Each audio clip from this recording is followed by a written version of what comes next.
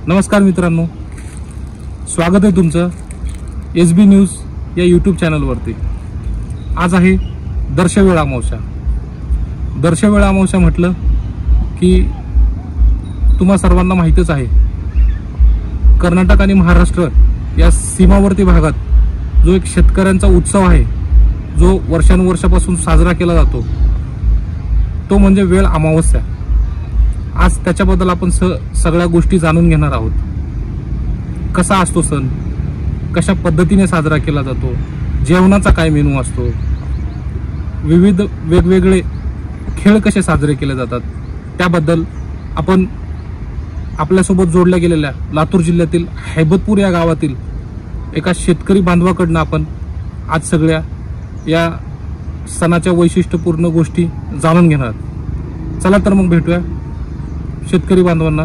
मी व्यंकटेश रामराव देशमुख, राहणार हैबतपूर, जिल्हा लातूर येथील रहिवासी असून आजच्या दिनविशेष विषयी मला असा 1-4 ओळी शब्दात सांगायचं आहे। आजचं दिनविशेष म्हणजे आज आहे दर्श अमावस्या, ज्याला की ह्या भागामध्ये लातूर, बिदर, उस्मानाबाद आणि बीड ज्या काही जिल्ह्यामध्ये हा सण साजरा केला जातो। मातीची पूजा असते आज, आणि शेतकऱ्याला त्याचं समाधान वेगळं असतं। याच्यासाठी आंबील, खिचडा, गव्हाची खीर, बाजरीची भाकरी, ज्वारीची भाकरी, रोडगा म्हणजे रोडगा याला म्हणतात, आणि त्यासोबत मध्ये आंबील नावाची एक गोष्ट असते, ज्यामध्ये ताकामध्ये आंबवलेलं पीठ टाकून आंबील तयार करतात। हा आजच्या दिवसाचा दिनविशेष। आणि भज्जी म्हणजे 5-7 प्रकारच्या कडधान्यापासून बनवलेली ही भज्जी आजचं दिनविशेष आहे, जेणेकरून सगळे आपले इष्टमित्र किंवा शेतकरी असतील, बांधव असतील, शेतबांधव असतील, आपले मित्र असतील, हे सर्वजण शेतामध्ये हा सण मोठ्या उत्साहाने या कर्नाटकच्या खालच्या बॉर्डरला फक्त 2-3 जिल्ह्यामध्ये दिसून येतो आणि तो साजरा केला जातो।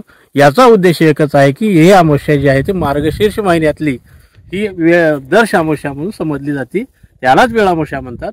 वेळ अमावस्याचं महत्त्व आणि किंवा जे सांगायचं झालं तर इकडं होलग्या सारून पलग्या असं संबोधलं जातं, पण त्याचा कुठंही शास्त्राशी किंवा गणिताशी मेळ आतापर्यंत कोणी लावलेला नाही, याचा अर्थ कोणी काढलेला नाही। याचाच फक्त अर्थ असा निघतो की आपल्या मायभूमीची, काळ्याभूमीची आज पूजा करून खाल्लं जातं। अशा रीतीने श्री महालक्ष्मीची मनोभावे पूजा केली जाते व आरती सुद्धा केली जाते, आणि घरातील जे प्रमुख सदस्य आहेत ते कोपीच्या गोल फेऱ्या मारून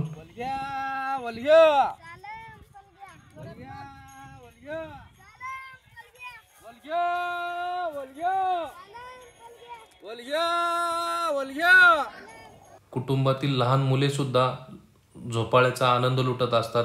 तसेच नवदाम्पत्य सुद्धा अशा प्रकारे आनंद लुटत असतात, आणि माता भगिनी सुद्धा याचा पुरेपूर आनंद घेत असतात। तर आपण पाहिलं असेल, अशा विविध परंपरा आणि सण आणि उत्सव महाराष्ट्रात साजरे केले जातात। त्यापैकीच आजचा हा एक सण आपण पाहिला।